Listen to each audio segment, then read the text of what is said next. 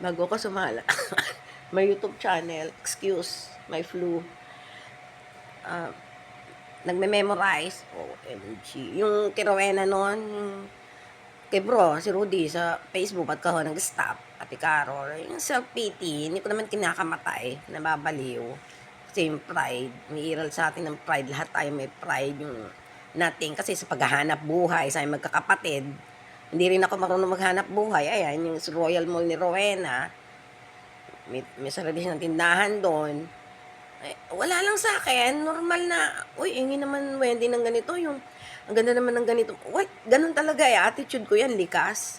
So, minsan yung ngayon eh, iisa. Eh, kaya nga, sila rin na nagpabago sa akin, yung mga kapatid ko eh. Kasi ibang tao, basura ka eh. Parang kumakalat, masyado kang nganga, tanga.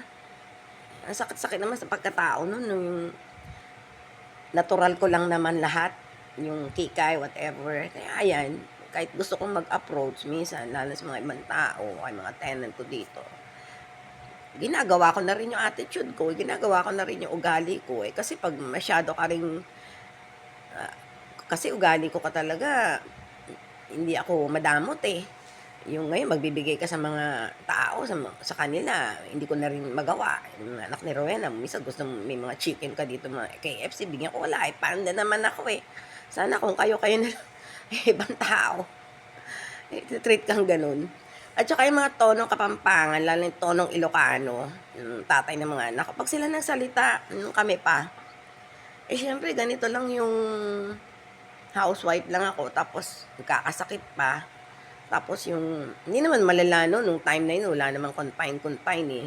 Walay na kami, mga confine ko eh.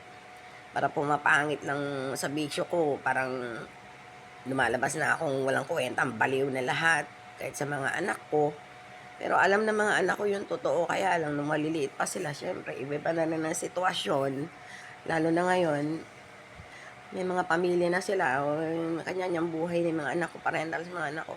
So, ba ako sa tono makatwiran, mga tonong Ilocano, kasi nanganganga ako eh. Parang kung magse-self-pity ako, eh lalo na sa buhay kung maghanap buhay, eh dito ako dinatnan ng buhay ko eh. Eh, hindi naman planado kung ano yung mga opportunity ko, ganun lang. So yun nga, sa mga kamag-anak, sabi ko kay Rowena noon, patay na si nanay at si tatay. Sabi ko, eto na yung panahon na iiwas din talaga ako sa mga kamag-anak, lalo na sa mga tiyahin kung ako yung lagi na lang ako, yung, syempre may pride ka rin eh. Alam ko naman yung compare sa dalawang kapatid ko na malayan mga nakapagpapaaral ng mga nurse. Tapos ako,